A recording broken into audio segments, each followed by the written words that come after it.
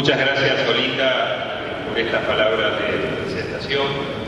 Quiero en primer lugar agradecer de manera muy especial a la Fundación Esquipulas, al expresidente Vinicio Cerezo, a Linda como directora ejecutiva, a todos las y los colegas, los cuales he tenido el privilegio hoy de poder escuchar atentamente más de 20 intervenciones sobre la situación en Guatemala. Agradecer de manera especial la presencia de todas y todos ustedes que están invirtiendo su tiempo tratando de hacer su aporte desde sus diferentes sectores en pro de una democracia de mejor calidad en Guatemala.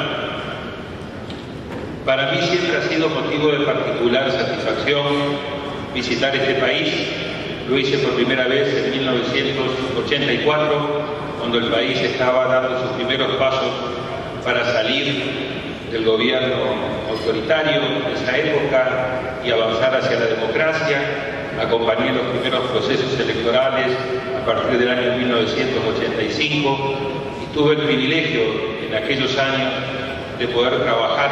Yo era un joven de tan solo 27, 28 años en aquel momento, de poder trabajar con personalidades como don Arturo Gerbrugger, como Fernando Bonilla, como Mario Roberto Guerra Roldán, después como Gabriel Medrano, todas personas que integraron aquel Tribunal Supremo Electoral que le dio sólidas garantías a Guatemala en materia de sus procesos electorales y en materia de su avance en la democracia. Quisiera ver si podemos poner la presentación. No lo quiero abordar ahora, pero después lo voy a utilizar. Y me gustaría, en este escasos 20-25 minutos que me han solicitado abordar con ustedes, en primer lugar felicitar a todas y todos los ponentes en esta mesa, porque creo que el menú de reformas está, yo diría, muy bien planteado. A mí me gustaría empezar con una reflexión que tiene que ver con 3 libros que me parece que nos ayudan a entender no solamente lo que está viviendo Guatemala, sino lo que está viviendo el mundo y lo que está viviendo la región. Uno, el libro de la contrademocracia, de Rosan Ballon, un sociólogo francés que habla precisamente de cómo en los últimos años hemos ido pasando del ciudadano elector al ciudadano vigilante. Es decir, un ciudadano que ya no queda únicamente quieto, esperando de elección en elección. Esa es una parte importante, tiene con el contenido de democracia representativa, pero también es un ciudadano vigilante, precisamente lo que está pasando en este momento en Guatemala. Un ciudadano vigilante que entre elección y elección vigila, controla y corrige, demanda. El segundo libro, el de Moisés Naí, The End of Power, están compitiendo fuertemente conmigo con los martillazos. The End of Power, el fin del poder, donde Moisés nos habla de 3 revoluciones: la del MAS, una revolución donde hay más cosas, más clase media, una revolución de la movilidad, una revolución claramente de un nuevo tiempo, donde pone el énfasis en la dificultad que tiene hoy el poder para poder mantener el poder. Un poder que se ha vuelto cada vez más gaseoso, cada vez más líquido. Y les doy un ejemplo. Hace escasos 7 u 8 meses, el presidente Peña Nieto estaba celebrando el Mexican Moment a raíz de las reformas estructurales que había logrado articular en México. 3 denuncias sucesivas de potenciales conflictos de interés: la Casa Blanca de su señora esposa, su propia casa y la casa del ministro de Hacienda, Videgaray, dado a conocer por Carmen Aristegui, CNN en español y la prensa internacional, llevaron a una profunda crisis, obviamente asociada con otros temas.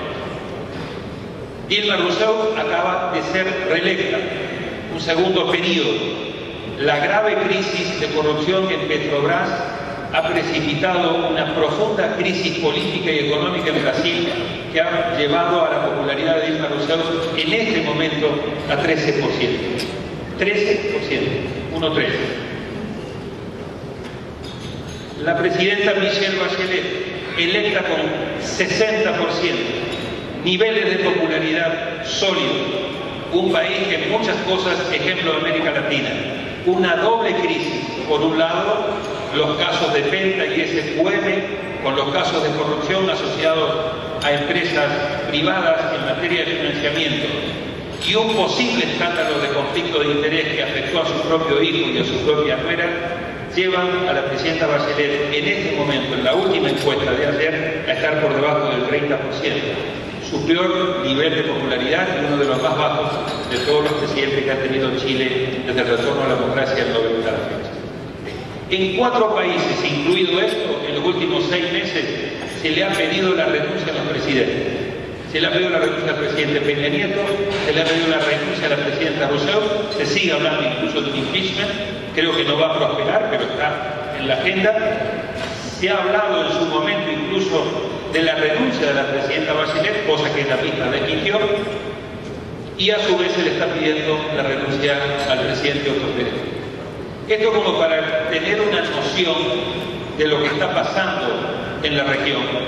Y complementaría con un tercer libro, el último de Fukuyama, Political Order, Political Decay, el orden político y la decadencia política, donde Fukuyama, con una reflexión mucho más sobria de la que tuvo hace 25 años con la caída del muro de Berlín, cuando llegó a hablar del fin de la historia, se plantea siguiendo a un profesor común que tuvimos, que fue Samuel Huntington, el tema de que si bien hoy la democracia no tiene ningún otro sistema que compita con ella, sí tiene un desafío muy importante que pasa por el tema del fortalecimiento, la readecuación, la modernización de las instituciones democráticas.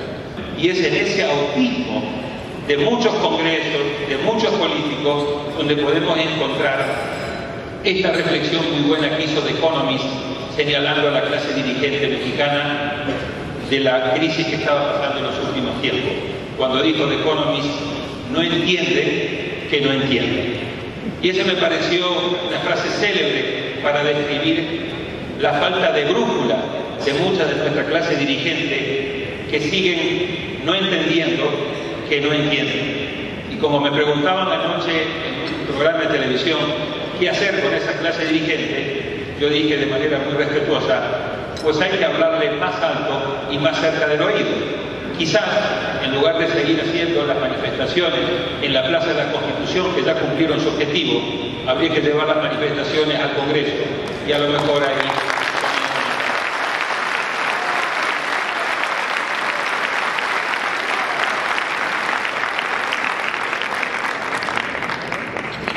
Primer punto tiene que ver entonces con lo que está pasando en Guatemala. Tiene especificidades propias, pero no escapa a las grandes tendencias de lo que está pasando hoy en el mundo, de lo que está pasando hoy en América Latina. Segundo punto, porque no puedo seguir profundizando en este, pero me parece importante que tuviéramos oportunidad de un diálogo, pudiéramos profundizar. Tenemos que entender que gobernar a partir de ahora es un ejercicio mucho más complejo, con una sociedad que ha cambiado radicalmente, cuyas demandas han cambiado radicalmente. Por lo tanto, seguir dando respuestas a demandas que hace 15 o 20 años eran efectivas, ya no es realmente viable. Vamos a tener mucha mayor cantidad de crisis de gobernabilidad si no entendemos que una de las características fundamentales de nuestra sociedad es el proceso brutal, fundamental, de empoderamiento ciudadano, demandando no autoritarismo, sino más democracia, mejor democracia, democracia de mejor calidad.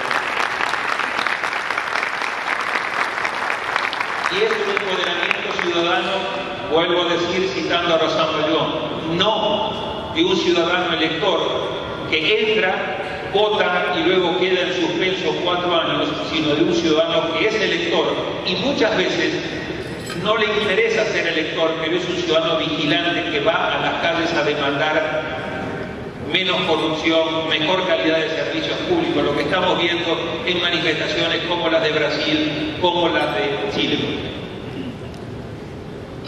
Segundo punto, en mi opinión, de manera respetuosa, pero creo que a los amigos hay que hablarle con la mayor honestidad. Y este para mí es un país que yo quiero muchísimo y que respeto muchísimo. ¿Qué está hoy en juego en Guatemala? Yo, para serles honesto, sí sé que cambió, pero todavía no sé qué rumbo tiene este cambio. Pero sí lo que está en juego en Guatemala, en mi opinión, es una redistribución del poder. No se está hablando de una ley de financiamiento a partidos políticos. De eso podemos hablar.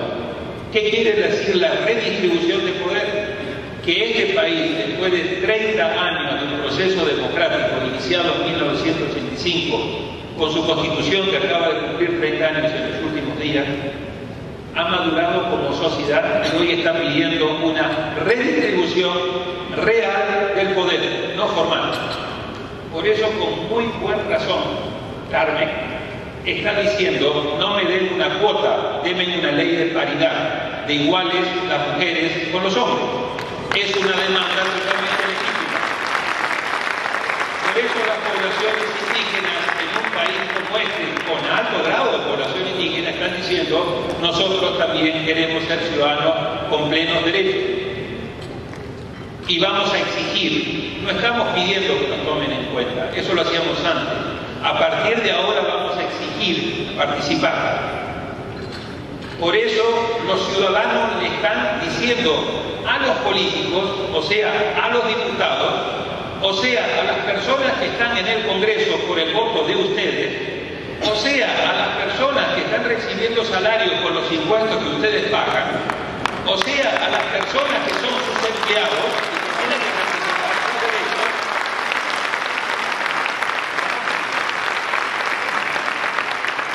solamente le están pidiendo una cosa. No están pidiendo un golpe militar como pedíamos años atrás en América Latina. Le están pidiendo: hagan su chamba. Para eso les pagamos, para eso los elegimos.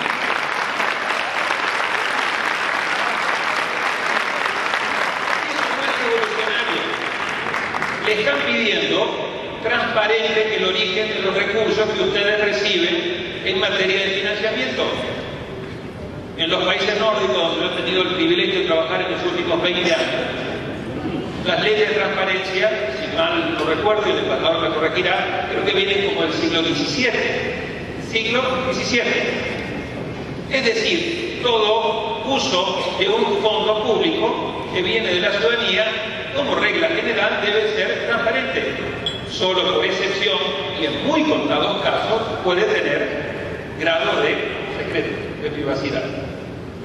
Entonces, no estamos pidiendo, y ustedes no están pidiendo, y la ciudadanía en América Latina y en Guatemala en particular, no está pidiendo nada revolucionario. Está pidiendo lo básico de la teoría de la representación. ¿Qué más creo que está en juego? Está en juego de que no solamente en Guatemala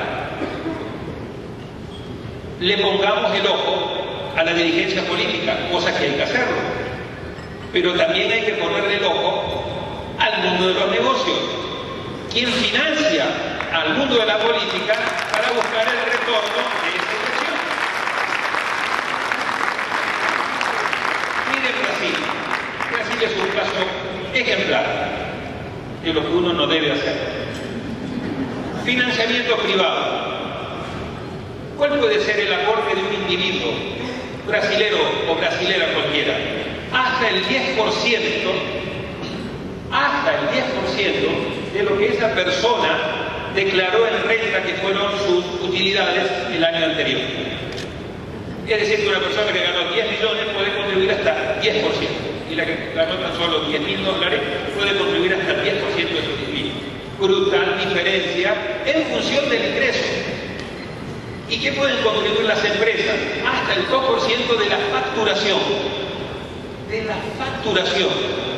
200.000 empresas dando, pero solamente, perdón, 20.000 empresas dando, pero solamente 200 empresas, más del 65% de la contribución del financiamiento privado de Brasil.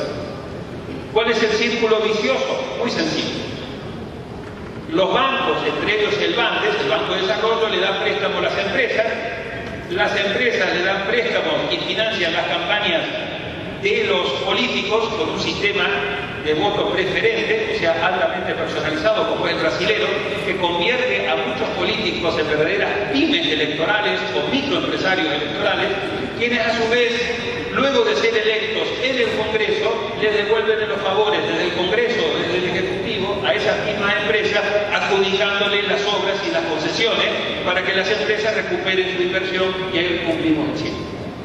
Por lo tanto, lo que tenemos que hacer es seguirle la ruta al dinero en todas las etapas que éste juega en el tema de un sistema, no solamente político, sino del Estado en general.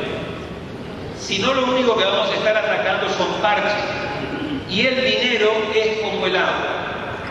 Uno le pone un dique, se queda un ratito quietito y comienza a ver por dónde busca un nuevo curso. Y entonces, ese es el desafío que uno tiene que tener en materia de cuando uno está queriendo controlar el ingreso del dinero, no solamente en el sistema político, sino en el sistema del Estado. Por eso las reformas en materia de financiamiento nosotros venimos sugiriendo junto con la OCDE y lo pusimos en práctica en la experiencia que hemos tenido en Chile bajo el liderazgo de la presidenta Bachelet. Tiene que tener una agenda de la integridad y probidad combinada con una agenda en materia de financiamiento.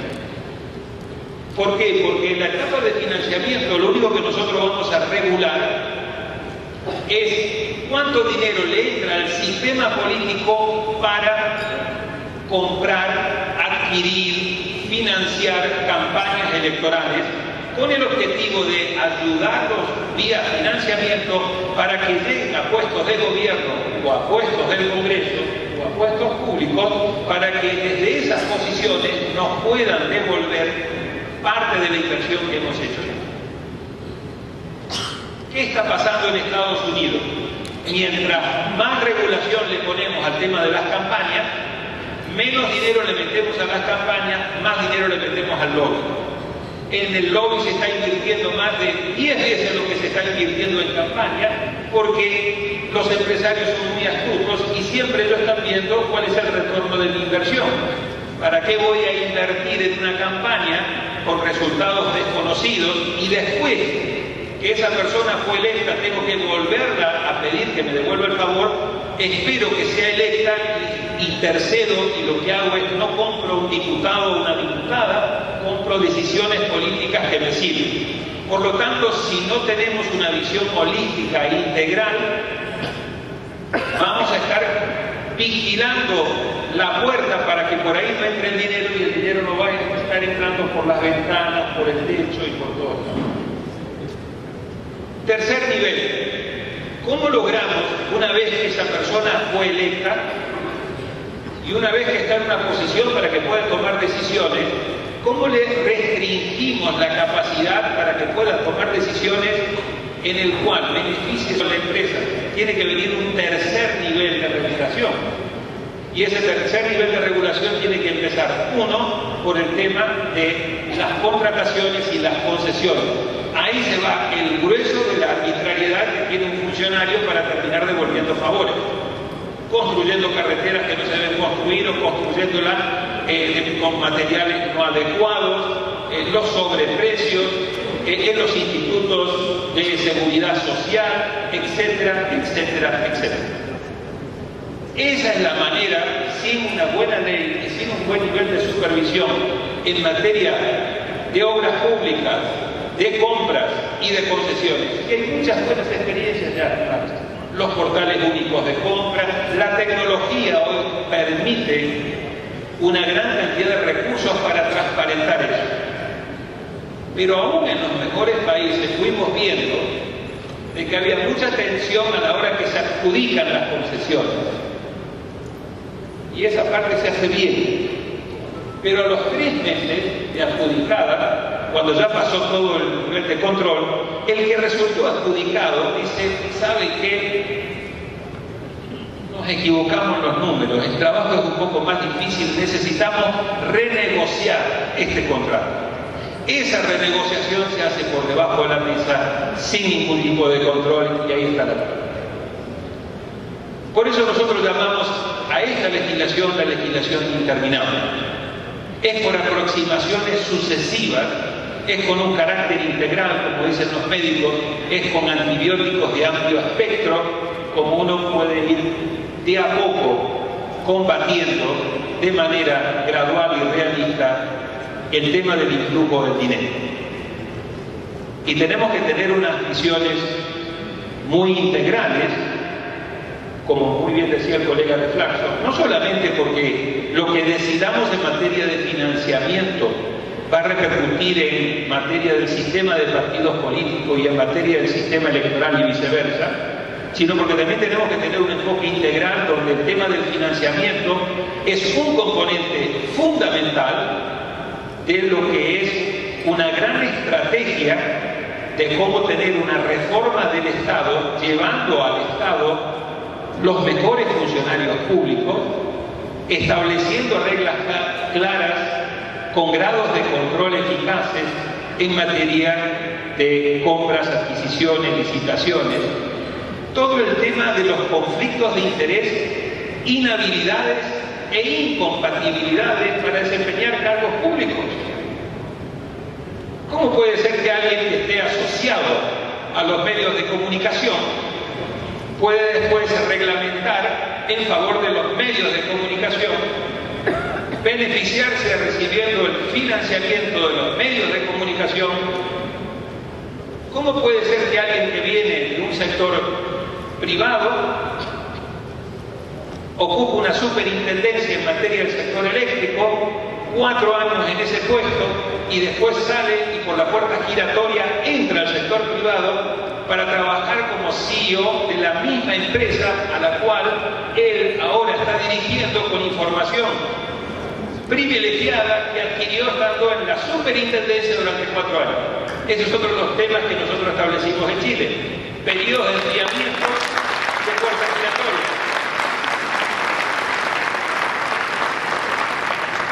Declaraciones de conflicto de interés, inhabilidades, incompatibilidades y declaraciones de patrimonio. Muy sencillo, les doy una idea al tribunal. ¿Por qué no poner obligatoriamente, y si el Congreso se niega, después se verá, que toda persona que quiera competir en estas elecciones, en un portal fácil de accesar, con un solo clic, tengamos a todos los candidatos y candidatas declaraciones de intereses, declaraciones de incompatibilidades, declaraciones de inhabilidades, declaraciones de patrimonio y ficha única de antecedentes penales?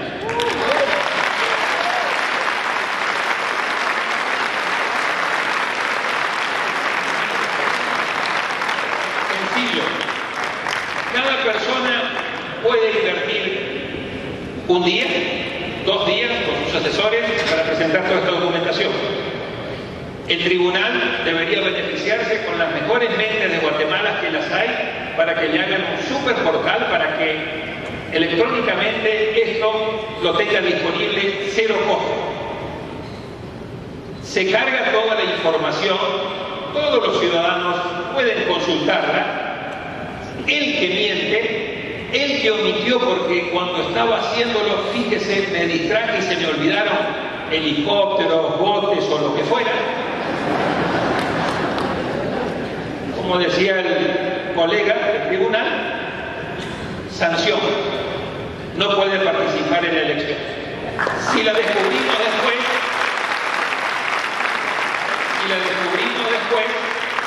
pierde la curul o el cargo por el cual fue electo, con un adicional de que tiene incompatibilidad e inhabilidad para volverse a presentar por una determinada cantidad de años, con un adicional de pena de prisión porque está falseando información.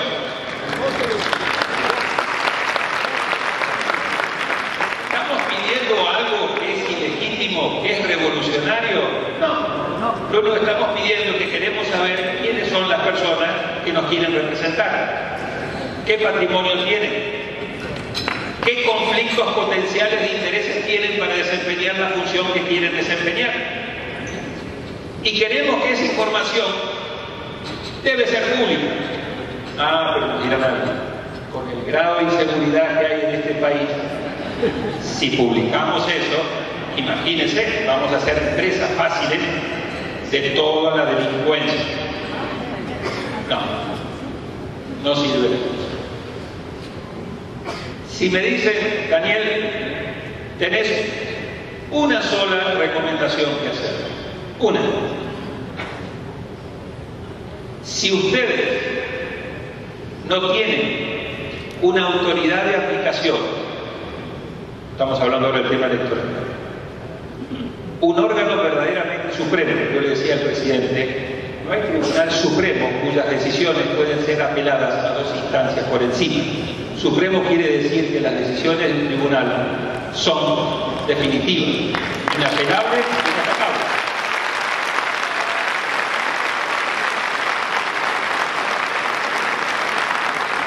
Empecemos por ahí. Démosle el voto de confianza que esta gente se ha ganado, con toda la responsabilidad que implica esa confianza, con la cual ellos van a tener que honrar a esta sociedad como lo vienen haciendo. Pero démosle ese voto de confianza y blindemos al tribunal, porque de esta crisis Guatemala tiene que salir no con antipolítica y con instituciones débiles, tiene que salir con soluciones políticas, democráticas y con instituciones fortalecidas.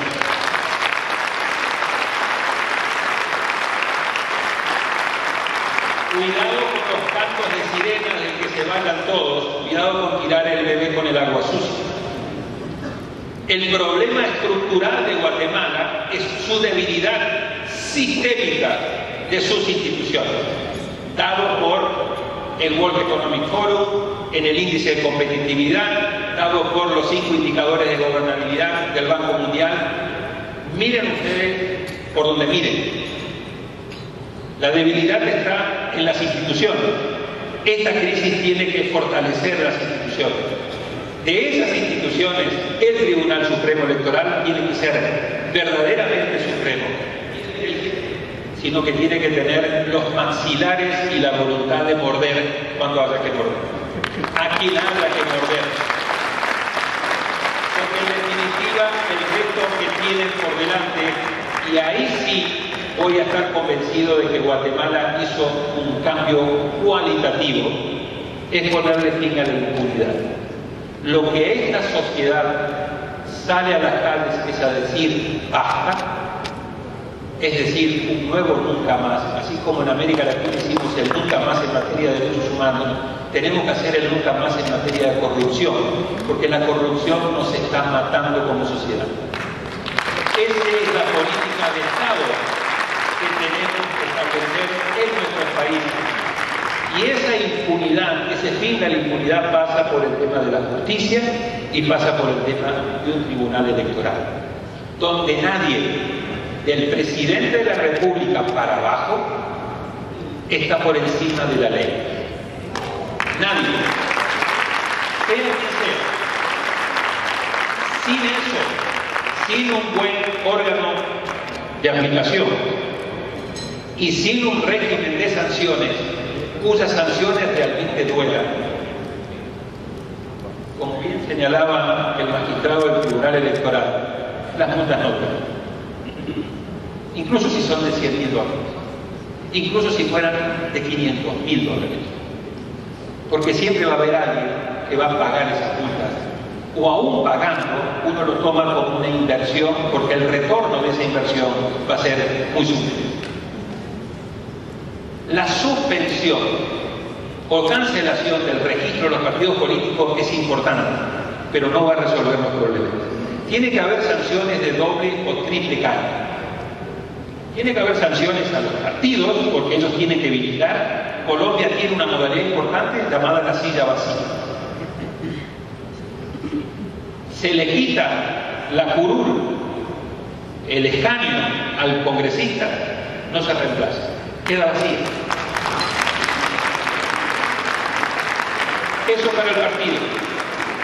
Para el individuo, pierde su cargo, queda inhabilitado por una cierta cantidad de años, y arriesga ir preso. Y hay alta posibilidad de que vaya preso, porque ese es otro problema que tenemos en América Latina. No es que tan grandes sean las penas, es cuál es el grado de posibilidad de que esas penas se apliquen. Y si ustedes revisan América Latina en general y en Guatemala en particular, no tienen un alto grado de aplicación de las penas. Entonces hay que comenzar a resolver por ahí. Quien viola la ley tiene que tener claro de que arriesga mucho, y que arriesga mucho entre otras cosas porque hay una alta probabilidad que lo encuentren o la encuentren y le apliquen la sanción, sea quien sea.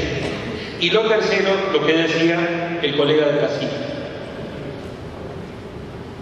todo lo que tiene que ver con interpósitas personas, testaferros, de manera tal de que también queden vinculados. Entonces las autoridades del partido quedan vinculadas, el individuo en particular queda vinculado y hacemos un encadenamiento de responsabilidad. De lo contrario, lo que vamos a terminar haciendo es, en muchos casos, aplicando sanciones y haciendo autopsias de lo ilícito. Después que han pasado las elecciones, hacemos unas investigaciones, descubrimos que hubo irregularidades, descubrimos que gente llegó a cargos violando flagrantemente las disposiciones y le aplicamos una sanción. ¿Sirve? No. Y de nuevo, esto no es populismo barato, es comenzar a ser consecuente entre lo que queremos como sociedad y lo que necesitamos hacer en materia de institución. Mi última reflexión. Yo le había preparado un PowerPoint, pero me parece que el auditorio no se presta para eso. Hay un gran consenso respecto de los temas, que es decir, tenemos hambre, queremos ir a comer y vamos a comer pasta. El tema es, una vez que estamos sentados, ¿qué tipo de pasta? En el tema del financiamiento, el diablo está en los detalles. ¿Ok? Yo sé que el tema de prohibir el financiamiento privado absolutamente y que haya únicamente financiamiento público despierta mucha simpatía y muchos aplausos. Mi único consejo respetuoso, denle una segunda pensada. No hay prácticamente experiencia mundial donde únicamente todas las elecciones y todos los gastos se financian únicamente con financiamiento público. Resuelve una parte del problema, pero estos son, como yo siempre digo, las pastillitas para el colesterol que algunos tomamos. Nos reduce el colesterol, pero nos puede perjudicar mucho el hígado con nuestras finanzas. No vean nunca las reformas por los objetivos deseados, veanlas de manera integral, por los objetivos deseados y por los objetivos perversos o no deseados que puede tener para el sistema político. Si van a permitir financiamiento privado, tienen que regularlo adecuadamente. Eso es fácil. Uno se sienta, agarra legislación comparada, 20 minutos después tiene los mejores artículos diseñados. Tales empresas y tales personas no pueden contribuir, tales pueden contribuir. En cuanto a los montos, nadie puede contribuir más allá de tanto. El desafío no está ahí. El desafío es cómo garantizamos que haya un efectivo control para que esa legislación se cumpla. Y entonces, en este juego siempre vamos a volver a un punto: Tribunal Supremo Electoral. El mantra de esta reforma es un Tribunal Supremo Electoral fortalecido, integrado por personas idóneas, valientes, capaces, pero que a su vez tengan un blindaje institucional. ¿Por qué es importante el blindaje institucional? Porque las mismas personas que están regulando a los políticos pueden ser sujetos de antejuicios, con lo cual uno, cuando tiene que regular al que tiene la capacidad de hacerte un antejuicio, se lo piensa 2 o 3 veces. Ese es un elemento muy importante que ustedes tienen que ver en materia de ingeniería institucional. Obviamente no pueden quedar exentos de ninguna supervisión, pero tampoco pueden quedar a merced del control de los que ellos tienen que controlar. Esto es más o menos como que un auditor interno le reporte a las personas que está auditando y reciba instrucciones de la persona que está auditando sea contratada por las personas que está auditando y pueda ser despedida y su promoción y su ingreso depende de las personas que está auditando. Es un mal sistema. ¿Y por qué insisto tanto con la palabra sistema de incentivos? Porque los latinoamericanos no somos como personas peores o mejores, voy a decir esto, que los nórdicos. Lo que pasa es que en Noruega, en Suecia, en Finlandia, hay sistemas con incentivos. Y si uno comete una estupidez, un error o un acto de corrupción y lo encuentran, no se salva. No hay impunidad. Yo siempre doy este ejemplo. Nosotros en la mayor parte de nuestros países manejamos muy mal. Desobedecemos las leyes, etc. Y un día nos vamos a Miami de shopping. Dejamos el auto en el aeropuerto, tomamos un avión, en 2 horas y media estamos en Miami, alquilamos un auto en Hertz o en Avis y comenzamos a manejar en Miami como princesas y como príncipes. Speed limit, ponemos el... ¿Por qué? Porque sabemos que si cometemos una estupidez manejando mal, va a haber consecuencias muy serias. Es el sistema y eso va a ir cambiando a las personas y eso va a ir generando un cambio cultural. Porque en definitiva muchos de estos temas también tienen que ver con el tema de la cultura. Los latinoamericanos y las latinoamericanas tenemos un problema fundamental de construcción de Estado. No nos gusta pagar impuestos. Y en ese tema de que no nos gusta pagar impuestos, como la evidencia indica, 20% promedio latinoamericano frente al 35-40% de la OCDE, 10% me imagino en Guatemala. En 1996 para el proceso de paz se había dicho pasar del 9 al 12, del 9 al 12, hace 15 años. Y como no ponemos plata, tenemos un nivel de exigencia mucho más tolerante frente a eso. Por eso estamos viendo en varios países donde sí se paga mucho, Brasil se paga 38%. Argentina también, pero estamos más adormecidos. Una gran exigencia de mejor transparencia, menos corrupción y mejor calidad de servicios públicos. Porque estoy poniendo 38 centavos de cada dólar o de cada peso. Pero tenemos que culturalmente nosotros hacer un esfuerzo en materia de lo que implica el tema de la lucha frontal contra la corrupción y el principio frontal contra la impunidad.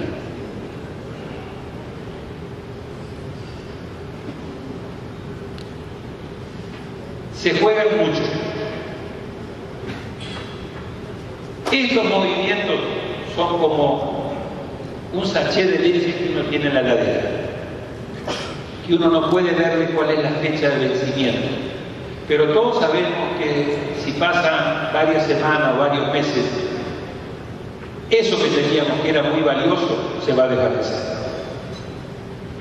No se dejen tentar por ninguna estrategia dilatoria. El tiempo de la reforma es ahora. No sueñen con una reforma tipo arbolito de Navidad en la cual ustedes les van a colgar de todo. Tienen un menú, yo anoté como de 25 o 27 cosas. Seleccionen de esas 25 o 27 cosas, no solamente las cosas sobre las que hay consenso y las que son viables, porque si van por ahí ya cayeron en la trampa.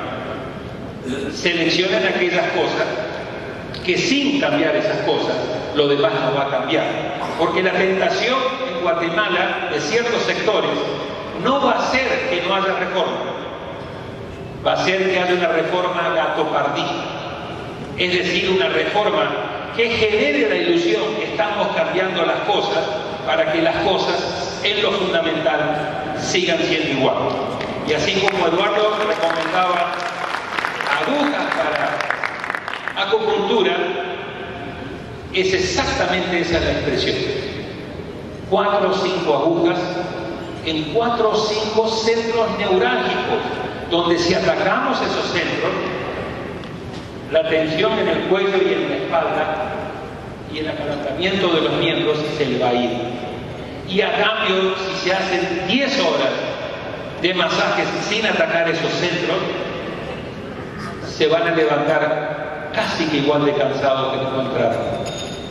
Y lo grave de una mala reforma, y siempre yo he estado a favor de que en lugar de una mala reforma es mejor que no haya reforma, para entonces forzar al sistema que entre en una crisis mayor y lograr la reforma verdadera. Lo malo de una mala reforma es que después le damos la excusa a los mismos que no querían hacer la reforma, decir, oiga, pero acabamos de reformar, no podemos en este país andar reformando todos los años.